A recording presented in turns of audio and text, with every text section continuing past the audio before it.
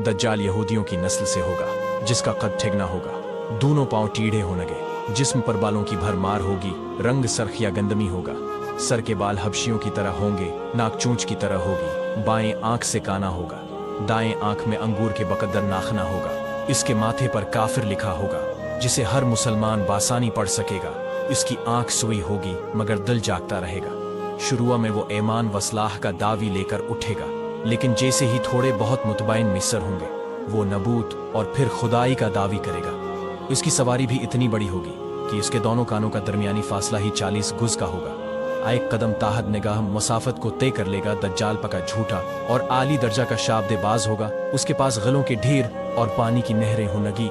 जमीन में मदफून तमाम खजाने बाहर निकलकर शहद की मक्खियों की मानंद इसके साथ हो लेंगे। जो कबीला उसकी खुदाई पर ईमान लाएगा, दज्जाल उस पर बारिश बरसाएगा, जिसकी वजह से खाने पीने की चीजें अबल पड़ेंगे, दरख्तों पर फल आ जाएंगे। कुछ लोगों से आकर कहेगा कि अगर मैं तुम्हारे माँ बापों को जिंदा कर दूं तो तुम क्या मेरी खुदाई का इकरार करोगे? लोग इस बात में जवाब देंगे, आप दज्जाल के शैतान इन लोगों के माँ बापों की शक्ल लेकर नमूदार होंगे। नतीजतन बहुत से अफराद ईमान से हाथ धो बैठेंगे। उसकी रफ्तार आंधियों से ज्यादा तेज और बालों की तरह रवां होगी। वो करशमों और शाब्दबाजियों को लेकर दुनिया के हर चिपे को रौंदेगा। तमाम दुश्मनानी इस्लाम और दुनिया भर के यहूदी अमत मुस्लिमा के बगद में उसकी पश्त पनाही कर रहे होंगे। वो मक्का मौज़मा में घुसना चाहेगा, मगर फरिश्तों की पहरादारी की वजह से उधर घस न पाएगा। इसलिए नामराद वज़लैल होकर वापस मदीना मनूरा का रुख करेगा। इस वक्त मदीना मनूरा के 7 दरवाजे होंगे और हर दरवाजे पर फरिश्तों का पहरा होगा। लिहाजा यहाँ पर भी मुनाकी खानी पड़ेगी। अन्हीं दिनों मदीना मनूरा में 3 मरतबा जलजला आएगा, जिससे घबराकर बहुत सारे बेदीन शहर से निकलकर भाग निकलेंगे।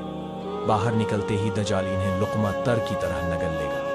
आखिर एक बुजुर्ग इससे बहस और मुनाजरा के लिए निकलेंगे और ख़ास इसके लश्कर में पहुंचकर उसकी बाबत दरियाफ्त करेंगे।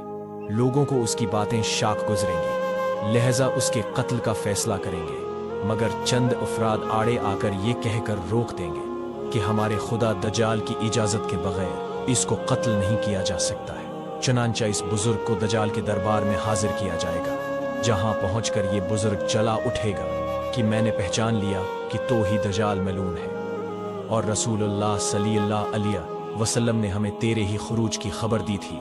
दज्जाल इस खबर को सुनते ही आपे से बाहर हो जाएगा और आस को कत्ल करने का फैसला करेगा।